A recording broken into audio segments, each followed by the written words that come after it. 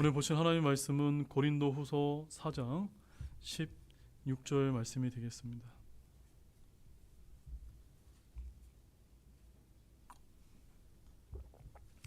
고린도후서 4장 16절 말씀. 여러분들이 많이 잘 아시는 그런 말씀 드렸는데 오늘 이제 이 귀한 시간을 통해서 이 말씀을 통해서 여러분이 많은 은혜를 좀 받으시길 원합니다. 우리 다 찾으신 줄 알고 고린도후서 4장 16절 말씀을 우리 한 목소리로 읽어보도록 하겠습니다. 이런 까닭으로 우리가 낙심하지 아니하노니 우리의 겉사람은 썩어 없어져도 속사람은 날마다 새로워지는도다. 아멘. 여러분, 겉사람은 뭐고 속사람은 무엇입니까? 겉사람은 우리가 구원받기 전에 옛 성품을 말하는 것이고, 속사람은 구원받은 이후에 우리가 예수님으로 인해서, 성령님으로 인해서 얻게 된 그 새 본성을 이제 의미하는 것입니다. 그래서 우리의 겉사람은 이제 시간이 지나면 지날수록 썩어서 없어지게 되지만 우리의 속사람은 날마다 새로워질 수 있다라고 하나님께서 우리에게 약속을 해주고 계십니다. 바로 이렇게 속사람이 날마다 새로워진다고 하는 이 말씀은 바로 저와 여러분이 주님과 교제의 기쁨이 있다는 것을 여기서 알려주고 있는 것입니다. 그래서 오늘은 저는 하나님과의 교제를 회복하라라고 하는 이런 제목을 가지고 오늘 이 시간 말씀을 여러분에게 전해드리고자 합니다. 여러분, 오늘은 어떤 날입니까? 오늘은 2022년 마지막 수요 기도의 날입니다. 이제 4일만 지나면 2023년 새해를 이제 맞이하게 됩니다. 여러분, 이제 새해를 맞이하면서 어떤 이제 결단들을 하고 계십니까? 즉 내년부터는 여러분들이 이제 새해를 맞이함에 있어서 저와 여러분의 마음을 새롭게 다지게 되는 그런 시간이 되시기를 원합니다. 그리고 저와 여러분이 더욱더 하나님과의 교제를 오래 잘하지 못한 것이 있다면 내년에는 회복하자는 의미에서 이 말씀을 제가 준비하게 되었습니다. 물론 지금도 주님과 여러분들 가운데 어떤 분은 귀한 교제를 잘 나누고 계신 그런 분들도 계실 것입니다. 그러나 그렇지 못하다면 분명 오늘 말씀을 통해서 다시금 결단하는 그런 귀한 시간이 모두가 되시기를 바랍니다. 먼저 여러분은 날마다 주님과의 교제하는 은혜의 삶을 여러분 잘 살고 계십니까? 어떻습니까, 여러분? 우리의 겉사람은 썩어 없어져도 속사람은 날마다 새로워지기 때문에 여러분도 주님과 교제하는 풍성한 은혜의 삶을 잘 살 수가 있습니다. 여러분, 이것을 믿으십니까? 주님께서 우리에게 말씀으로 약속하고 계시지 않습니까? 그런데 만약에 여러분이 그런 삶을 잘 살고 있지 못하다면, 정반대라면 무언가 주님과의 교제를 회복할 때라는 사실을 아실 필요가 있다는 점입니다. 그런 의미에서 오늘 말씀을 이렇게 준비하게 되었습니다. 자, 첫 번째는 날마다 교제하는 은혜의 삶에 대해서 한번 보겠습니다. 다시 한번 우리 고린도후서 4장 16절 말씀을 함께 읽어보겠습니다. 이런 까닭으로 우리가 낙심하지 아니하노니 우리의 겉사람은 썩어 없어져도 속사람은 날마다 새로워지는도다. 자, 믿음 생활을 갓 시작한 그리스도인이라면 누구나 익혀둬야 할 귀중한 교훈이 한 가지가 있습니다.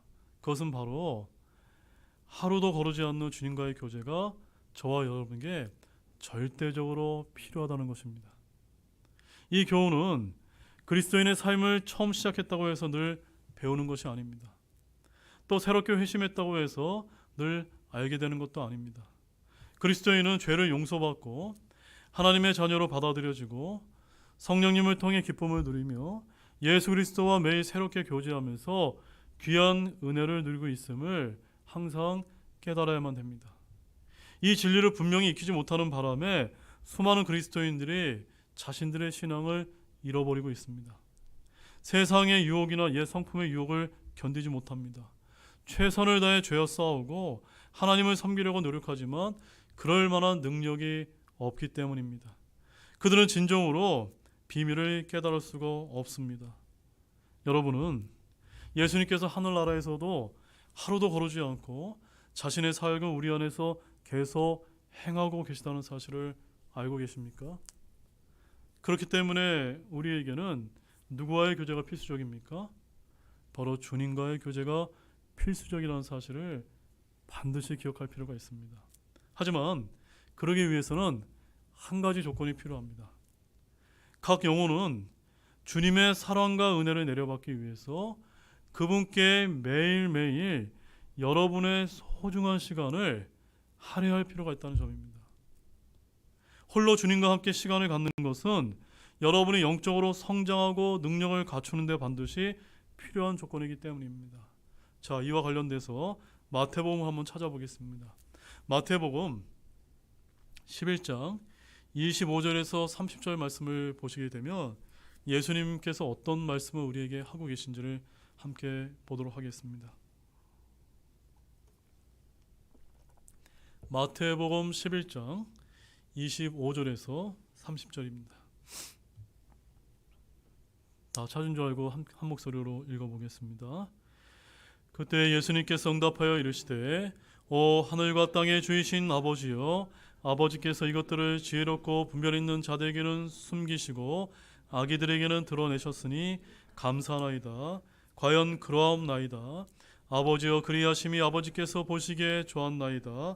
내 아버지께서 모든 것을 내게 넘겨주셨으니 아버지 외에는 아무도 아들을 알지 못하며 아들과 또 아들이 아버지를 드러낼 자 외에는 아무도 아버지를 알지 못하나이다.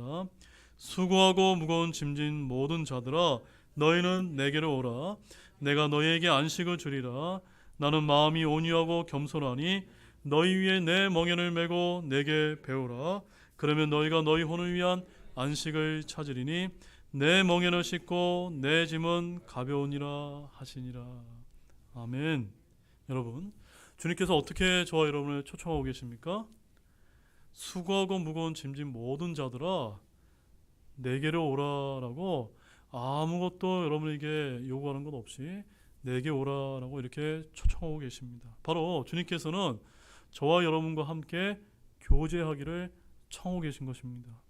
이런 교제에 여러분들은 하루 중에 얼마나 여러분의 시간을 할애하고 계십니까? 우리 주님께서는 진정 여러분과 교제하기를 원하십니다. 그리고 우리 주님은 자신과의 교제를 통해서 자신이 얼마나 온유하고 겸손한지 확실하게 알려주고 계신 것입니다. 그러면 우리는 단지 교제하기에 앞서서 주님의 사랑을 간절히 바라고 있음을 고백하시면 됩니다. 그러면 사랑을 베풀어 주십니다. 이것은 믿음 생활을 갓 시작한 사람은 물론이고 주님을 사랑하는 모든 이에게 해당되는 일입니다. 이처럼 오늘 말씀은 주님과 교제하는 삶을 살고 싶어하는 분에게, 또한 날마다 영적인 능력을 경험하고자 하는 분에게 분명 도움이 될 것이다라고 저는 그렇게 믿고 있습니다. 그렇게 되면 우리는 더는 낙심하지 않고 우리의 속사람이 날마다 새로워지는 주님과의 교제의 기쁨을 여러분들이 갖게 될 줄로 믿으시기 바랍니다. 그런데 중요한 것은 바로 여러분이 정말로 이와 같은 삶을 원하시는가를 제가 여러분에게 묻고 싶습니다. 여러분 어떻습니까? 주님과 교제하는 그런 기쁨을, 여러분 삶을 원하십니까?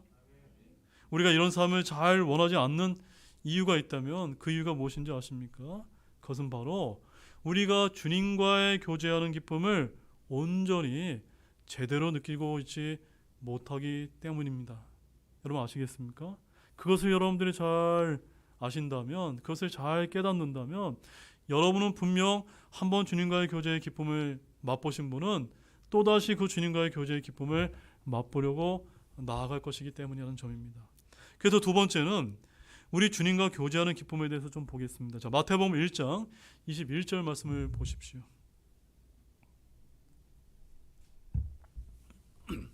마태복음 1장 21절 말씀 우리 함께 또 보겠습니다. 그녀가 아들을 낳으리니 너는 그의 이름을 예수라 하라. 이는 그가 자기 백성을 그들의 죄들에서 구원할 것이기 때문이라 하니라. 자, 예수 그리스도께서는 한 인간이셨기 때문에 그분께는 개인적인 이름을 가지고 계셨습니다.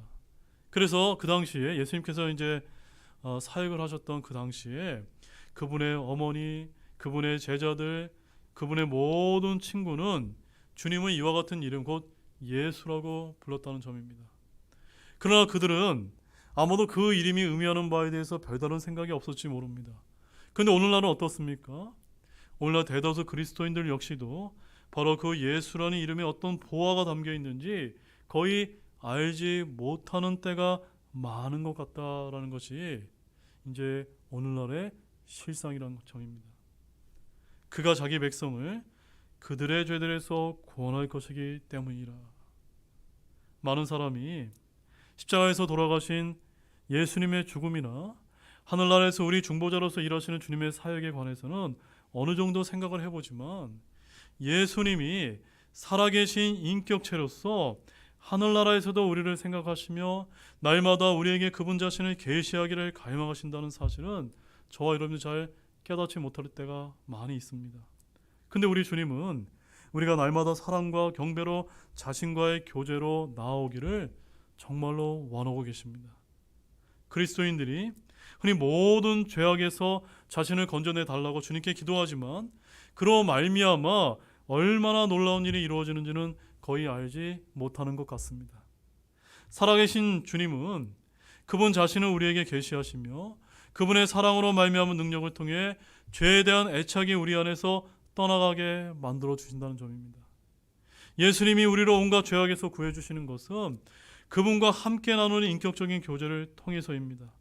우리는 한 개인으로서 상한 영으로 심지어 우리 마음속에 있는 온갖 죄악조차 그대로 가지고 하나님의 거룩하심이 고스란히 머물러 있는 전능하시고 인격적인 분이신 주 예수 그리스도께 나아가야 됩니다.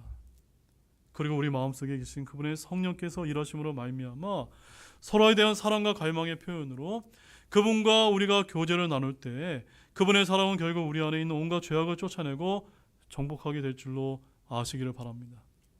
사랑하는 여러분, 여러분 날마다 주님과의 교제를 나누면서 기쁨을 발견하기를 원하십니까? 여러분의 마음은 하루 중에서 가장 멋진 시간으로 기도하는 시간을 언젠가 갈망하게 될 것입니다. 날마다 홀로 주님과 함께 시간을 보내는 법을 배우게 될 때 저와 여러분은 주님의 임재를 경험하며 그분을 사랑하며 섬기며 온종일 그분의 길을 걸어가게 될 수 있을 것입니다. 이처럼 그분과 끊어지지 않는 교제를 통해 저와 여러분은 진정으로 경건한 믿음 생활의 능력을 누리는 영적 비밀을 터득하게 될 것입니다. 자, 주님과의 교제를 통해 기쁨을 누릴 수 있는 영적 비밀을 제가 이제 여러분에게 이제 몇 가지만 이제 소개를 해드릴 텐데 그 방법은 그렇게 특별한 방법은 아닙니다. 아마도 여러분이 다 잘 알고 계신 그런 방법들이지만 오늘 제가 몇 가지 정리해서 거기에 영적 비밀이 있다는 사실을 꼭 기억하시기를 원합니다. 자, 첫 번째는 따라해 보시죠. 영의 양식, 말씀을 먹으라. 영의 양식, 말씀을 먹으라. 여러분 영의 양식 말씀을 먹고 계십니까? 우리 마태복음 4장 4절 말씀 보시기 바랍니다. 마태복음 4장 4절 말씀입니다. 이제 지금부터가 이제 중요합니다. 마태복음 4장 4절에서 주님께서 이렇게 말씀하십니다. 그분께서 응답하여 이르시되 기록된 바 같이 읽겠습니다. 사람이 빵으로만 살 것이 아니요 하나님의 입에서 나오는 모든 말씀으로 살 것이라 하였니라 하시더라. 사람이 무엇으로 살지 않는다고요? 빵으로 사는 것이 아니라 하나님의 입에서 나오는 모든 말씀으로 살 것이라는 점입니다. 아멘이십니까? 우리 주님께서 그분의 말씀을 매일 먹는 양식에 비유한 이 구절에는 상당히 중요한 교훈이 담겨져 있다는 점입니다. 음식은 생명을 유지하는 데 절대적으로 필요합니다. 맞습니까, 여러분? 우리 모두는 이것을 너무나 잘 알고 있습니다. 사람이 아무리 힘이 넘치더라도 영양을 보충하지 않으면 점차 약해져서 생명을 잃어버립니다. 그런데 하나님의 말씀도 마찬가지라는 점입니다. 영의 양식인 말씀은 하늘나라의 원리가 담겨있는 믿는 이에게 강력한 영향력을 행사한다는 점입니다. 저와 여러분이 음식을 거를 수 없습니다. 우리는 음식에 관련된 모든 것을 알 수 있습니다. 음식을 마련할 수도 있고 그것을 다른 사람에게 나눠줄 수도 있습니다. 우리는 음식을 집안에 그리고 식탁 위에 올려놓아 보관할 수 있지만 그렇다고 해서 그게 도움이 되는 것은 아닙니다. 또한 질병에 있어서 먹지 못하면 죽을 수밖에 없습니다.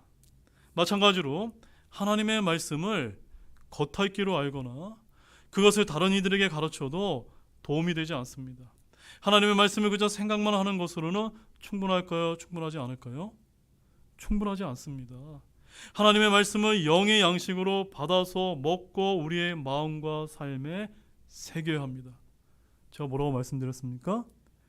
영의 양식을 받아서 먹고 어디에 새겨야 된다고요? 저와 여러분의 마음과 삶에 새겨야 된다는 말씀입니다. 자, 영의 양식으로 받아서 먹는다는 것은 어떤 의미일까요? 어떻게 해야 된다는 것을 뜻하는 것일까요? 그것은 바로 사랑과 순종을 통해 하나님의 말씀을 자신의 것으로 삼고 그것의 마음을 완벽하게 사로잡을 수 있도록 해야 함을 뜻하는 것입니다. 그러면 그것들은 실제로 저와 여러분의 삶 속에서 살아 숨쉬는 생명의 말씀이 될 수 있다는 점입니다. 바로 이 강단에서 전파되어지는 말씀, 여러분의 집에서 묵상하고 있는 그 하나님의 말씀이 죽어있는 문자가 아니라 어떤 문자가 되어야 됩니까? 살아있는 생명의 말씀이 되어야 된다는 겁니다. 이것이 바로 영의 양식인 말씀을 받아 먹는 것이라는 점입니다. 음식은 하루도 거르지 않고 먹어야 합니다. 하나님의 말씀도 마찬가지입니다. 자, 이와 관련해서 시편 기자가 이렇게 이제 노래하고 있는데 시편 1편 1조가 2절 말씀 한번 보십시오.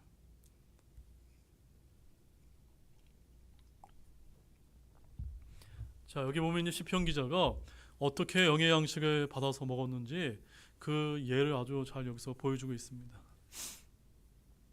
함께 읽겠습니다.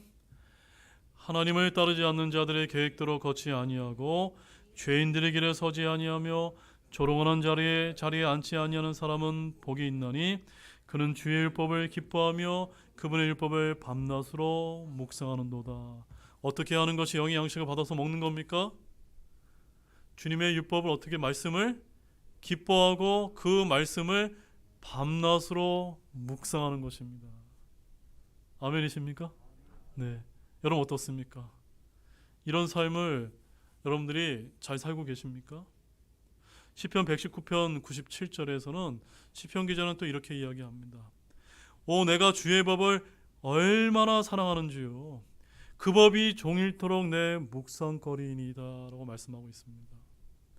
매일매일 아침마다 제가 여러분을 위해서 하나님의 말씀을 이렇게 여러분에게 제시를 해드릴 때 그저 여러분들이 그냥 지나쳐가는 형식적인 말씀으로 받지 마시고 그 말씀이 종일토록 여러분에게 묵상거리로 되기를 진실로 소망합니다. 강력하고 힘있는 영적인 믿음 생활을 여러분이 하기를 원하십니까? 그렇다면 저와 여러분에게는 매일매일 하나님의 말씀을 묵상하는 것이 필수적이라는 점입니다. 예수님께서는 이 세상에 계실 때 하나님 아버지의 말씀을 사랑하고 배우며 순종하셨습니다. 그렇기 때문에 우리도 주님과 교제하고 싶다면 주님의 말씀을 통해서 그분과 만나야만 합니다. 그러면 예수님은 평소처럼 자신의 말씀을 통해서 하나님과 사귀는 법을 그리고 오직 하나님의 영광과 말씀의 성취를 위해 살 수 있도록 저와 여러분에게 가르쳐 주실 것을 믿으시기 바랍니다. 자, 두 번째는 따라해 보십시오. 성경 이렇게 읽으라. 자, 어떻게 읽으면 될까요? 자, 우리 시편 1편에서 1절, 2절 말씀 다시 한번 읽어보도록 하겠습니다. 하나님을 따르지 않는 자들의 계획대로 걷지 아니하고 죄인들에게로 서지 아니하며 조롱하는 자들의 자리에 앉지 아니하는 사람은 복이 있나니 그는 주의 율법을 기뻐하며 그분의 율법을 밤낮으로 묵상하는도다.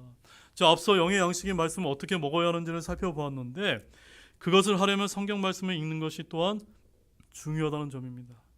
그래서 성경 말씀이 있는 간단한 방법 몇 가지를 제가 여러분에게 오늘 이 시간 소개해 드리도록 하겠습니다. 첫째, 하나님의 말씀을 간절하게 경외하는 마음으로 대하면서 읽어야만 됩니다. 어떻게 읽어야 된다고요? 간절하게 경외하는 마음으로 여러분 성경 말씀을 읽으셔야 된다는 점입니다. 이게 지금 무슨 뜻일까요? 여러분 이제 성경책을 읽을 때 그냥 소설책을 읽는 것처럼 어떤 수필책을 읽는 것처럼 읽어서는 됩니까? 안 됩니까? 안 됩니다. 성경을 읽을 때는 지금 하나님께서 영원에서 내게 말씀하신다고 생각하면서 묵상하면서 읽으셔야만 되는 겁니다. 크게 경외하는 마음으로 고개를 숙여야만 됩니다. 하나님 앞에서 침묵하셔야만 됩니다. 그러면 하나님께서 우리의 마음속에 잔잔히 자신의 말씀을 여러분에게 계시하실 것입니다. 평상시 같으면 그냥 책을 읽듯이 넘어갔을 텐데 왠지 그날은 무언가 우리의 마음을 강하게 치듯이 하나님의 말씀을 크게 메아리 치는 것 같은 그와 같은 일이 발생하는 것을 여러분 경험하신 적이 있습니까? 바로 그것이 여러분이 간절하게 경외하는 마음으로 대할 때 여러분에게 작용하는 그런 하나님의 계시인 것입니다. 둘째는 매우 주의 깊게 읽어야 됩니다. 어떻게 읽으라고요? 주의 깊게 읽어야 된다는 점입니다. 관심을 기울이지 않고 읽으면서 인간의 이해력으로 그 의미를 파악할 수 있다고 생각하며 읽는 것은 수박 겉핥기에 불과합니다. 깊이 파고 들어가지 못합니다. 누군가 놀랍거나 아름다운 것을 설명할 때 우리는 그 내용을 이해하려고 주의를 집중하지 않습니까? 하나님의 생각은 우리의 생각보다 정말 크고 깊다는 사실 여러분 알고 계십니까? 여러분 이사야서 55장 9절 말씀 가보십시오. 이사야서 55장 9절 말씀입니다.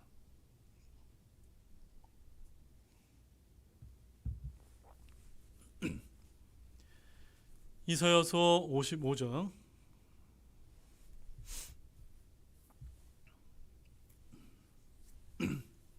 9절 말씀 같이 읽겠습니다. 하늘들이 땅보다 높은 같이 그렇게 내 길들은 너희 길들보다 높고 내 생각들은 너희 생각들보다 높으니라.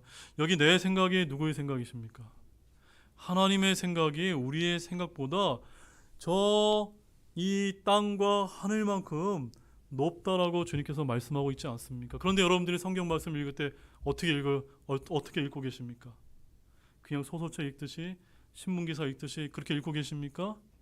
그렇게 읽어서 성경 말씀이 우리에게 이해가 되기를 바란다는 것은 이것은 어불성설인 겁니다. 하나님의 뜻은 너무나 높고 깊기 때문에 우리가 이런 경외하는 마음으로 주의 깊게 읽지 않으면 안 되는 이유가 여기에 있는 것이죠. 그래서 저는 이제 한국 교회에서 하나의 어떤 병폐라고 하게 되면은 무조건 뭐 합니까? 통독하는 거 있죠. 예, 무조건 뭐 300번 읽었다, 400번 읽었다. 저는 그거 별로 이렇게 중요하다고 생각되지 않습니다. 그렇게 여러 번 읽는 것이 또 때로는 필요하기도 하지만 무엇이 더 중요한 겁니까? 정독을 하는 것이 중요한 겁니다. 성경에 큰 숲을 보고 난 다음에 그 다음에 나무를 봐야 되는 겁니다.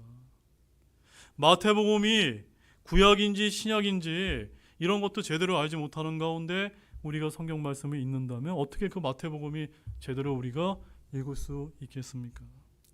하나님의 말씀을 형식적으로 이해하는데도 우리가 주의를 집중하지 않으면 안 됩니다. 하물며 영적인 의미를 파악하기 위해서는 얼마나 우리가 더 노력을 해야만 될까요? 바로 이 점이 같은 성경 구절을 읽었는데도 서로 다른 반응이 나오는 이유가 바로 여기에 있는 것입니다. 셋째는 하나님의 영의 선한 인도하심을 기대하면서 읽어야만 됩니다. 어떻게 읽어야 된다고요? 하나님의 영, 성령님의 선한 인도하심을 기대하면서 읽어야 된다는 점입니다. 여러분 성경 말씀 읽을 때 그냥 아무런 생각 없이 그냥 읽으시면 어떠한 성령님의 음성도 여러분 듣기 어려운 것입니다. 말씀이 우리 마음과 삶 속에서 살아있는 능력을 발휘하게 할 수 있는 것은 누구실까요? 바로 여러분 안에 내주하시는 성령 하나님, 하나님의 영뿐입니다. 그래서 여러분이 언제 시간을 나시게 되면 시편 119편을 한번 찬찬히 읽어보시기 바랍니다.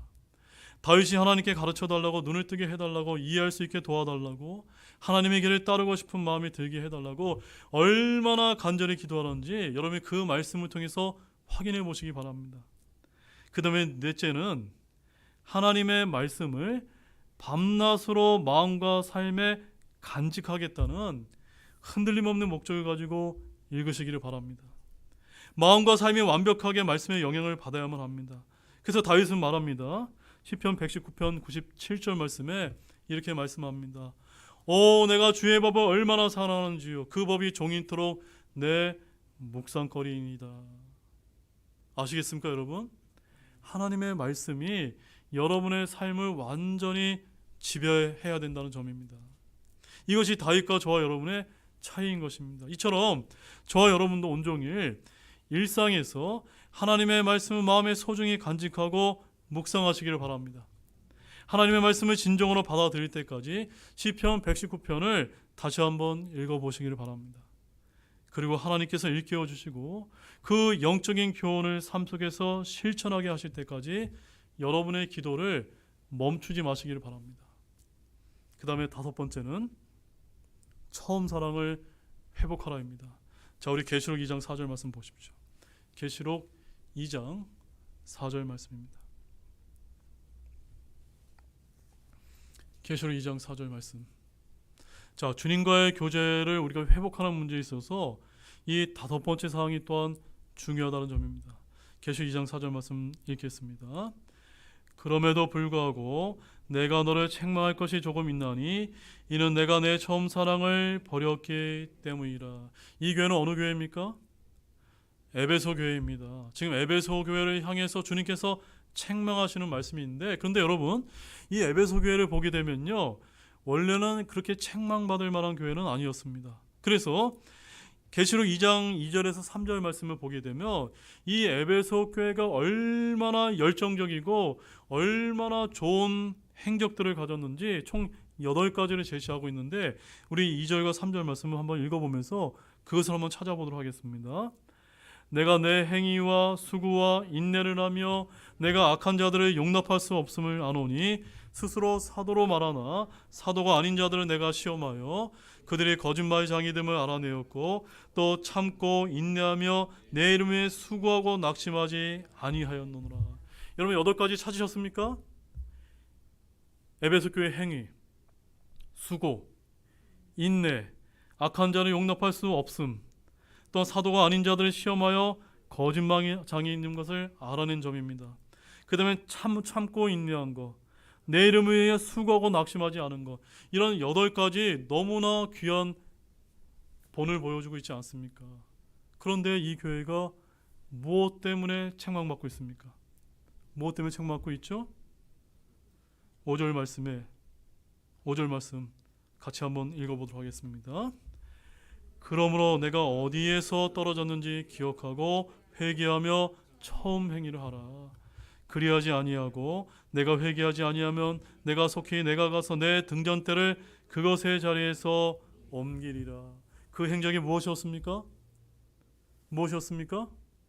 바로 처음 사랑을 잃어버렸다는 점입니다. 여러분, 이제 저와 여러분 저를 잠깐 봐주시기 바랍니다. 여러분 주님을 만나셨던 그런 첫사랑을 여러분 다 간직하고 계십니까? 그때의 기억들 여러분 간직하고 계시다면 지금 한번 여러분 가슴에 손을 얹고 내가 지금 그 첫사랑을 지금도 잘 간직하고 있는가, 그런 점을 우리가 한번 곰곰이 생각해 볼 필요가 있다는 점입니다. 이것이 바로 우리가 주님과의 교제를 회복하는 데 있어서 너무나 중요하다는 점입니다. 오늘날 그리스도인들과 교회 역시 동일한 약점을 지니고 있는데, 바로 우리가 같이 이런 독립침례교회 같은 경우 진리에 대한 열정이 있고 지속적으로 끈기 있게 사역을 하고는 있지만 우리 주님께서 가장 소중하게 여기시는 것, 즉 주님에 대한 뜨거운 처음 사랑이 식어버렸다는 점입니다. 이것은 매우 중요한 의미가 담겨있는 지적입니다.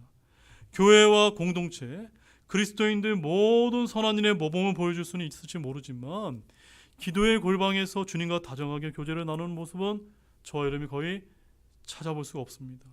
하루도 거르지 않고 주님과 개인적으로 교제를 나누는 이가 많이 없습니다. 그러나 자신의 만족을 위해서 주님보다 다른 일에 우선순위를 둔다는 점입니다. 주님은 이런 행위를 결코 기뻐하지 않으십니다. 저는 오늘 말씀 서두에서 주님과 교제하는 것에 관해 거론한 바가 있습니다. 맞습니다. 모든 일이 바로 여기에 달려있다는 사실을 아시길 바랍니다. 예수님께서는 하나님 아버지께서 자신을 사랑하신 그 사랑을 우리에게 베풀어 주시려고 하늘에서 친히 내려오셨습니다. 주님은 우리의 마음이 이 사랑을 향하게 만들기 위해서 고난을 당하시고 십자가에서 돌아가셨습니다. 그러므로 우리의 깊고 인격적인 사랑 말고는 주님의 사랑을 만족시킬 만한 것은 이 세상 그 어디에도 전혀 없다는 점입니다. 예수님께서는 이것을 매우 중요하게 여기십니다. 우리 역시 그렇게 해야 됩니다. 많은 그리스도인들이 온갖 열정에도 불구하고 처음 사랑을 잃어버리는 바람에 기도 생활을 잘하지 못하고 있음을 부끄러워하고 고백해야 될 줄로 아시기를 바랍니다. 저는 우리가 반드시 이 말을 기록하고 거듭거듭 떠올리기를 바라기를 원합니다. 골방에서나 일상에서나 모든 장소에서 주님에 대한 사랑이 전부가 되어야 된다라고 고백하는 저와 여러분들이 되기를 원합니다. 이제 마지막 6번째로 고린도후서 5장 14절에서 15절 말씀 한번 찾아보시겠습니다.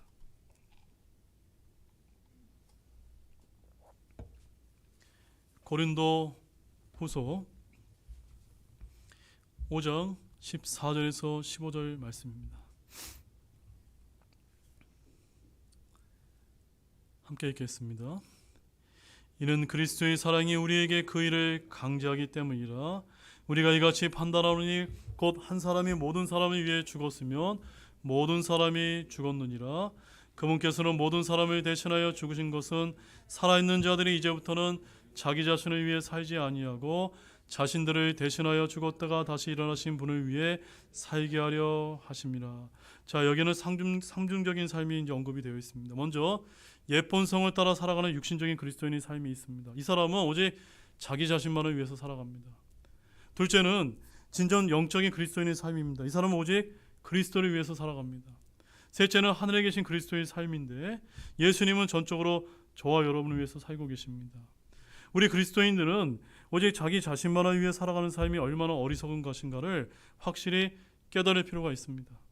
우리는 회심하는 과정에서 우리의 구원에 대해서만 생각하고 하나님의 영광에 대해서는 그다지 중요하게 여기지 않을 때가 많이 있습니다.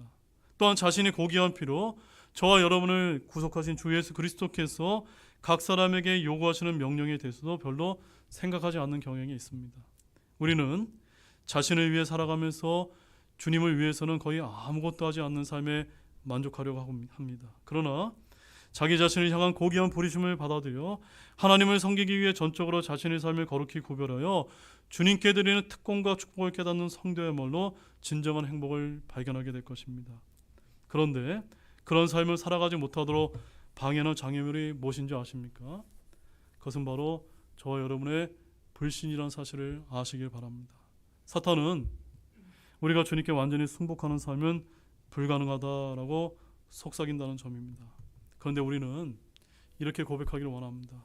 사랑하는 주님, 이 순간부터 날마다 주님께 드리는 제 기도가 오직 주님을 위해서 전적으로 그리스도를 위해로 바뀌게 해달라고 기쁜 마음으로 고백하기를 원합니다. 여러분 그렇게 하시겠습니까? 그렇게 한다면 날마다 그분과 함께 교제하는 그런 기쁨의 시간을 여러분들이 충만하게 누릴 줄로 아시기를 바랍니다. 이제 결론을 맺겠습니다. 사랑하는 여러분, 오늘 하나님과의 교제를 회복하라고 하는 그런 주제로 하나님의 말씀을 여러분에게 선포해 드렸습니다. 올 한 해 여러분이 주님과의 교제를 잘하지 못한 아쉬움이 혹시 여러분에게 가지고 계시다면 내년부터는 제가 오늘 전해드린 말씀처럼 기도와 말씀을 통해서 하나님과의 교제를 회복하고 그리스도 안에서 진정한 기쁨을 얻게 해달라고 결단하시기를 소망하시기를 바랍니다. 그리고 나 자신을 만족시키는 그런 기쁨이 아니라 오직 그리스도를 위해 주님과 친밀하게 교제를 나누는 시간을 보내겠노라고 고백하기를 원합니다. 새해에는 더더욱 풍성한 주님의 은혜가 넘치는 교제의 시간을 갖는 모든 분들이 되시기를 우리 주 예수 그리스도의 이름으로 간절히 축원합니다. 기도하시고 마치기도 하겠습니다. 하나님 아버지 참 감사합니다. 오늘 우리 이 2022년 마지막 수요 기도의 시간을 통해서 참으로 하나님과 교제를 회복하라고 하는 그런 주님의 명령을 저희들이 들었습니다. 그렇습니다. 저희들에게는 늘 언제나 주님과의 교제가 필요합니다. 또한 주님과의 교제가 부족합니다. 올 한 해 주님과의 교제를 잘하지 못한 그런 부분이 많이 있었습니다. 내년부터는 오늘 들려진 이 말씀을 기억하면서 늘 하나님의 말씀을 영의 말씀으로 받아서 먹을 수 있는 그런 성경 신자들이 될 수 있도록 주님께서 우리의 발걸음을 선하게 이끌어 주시기를 원합니다.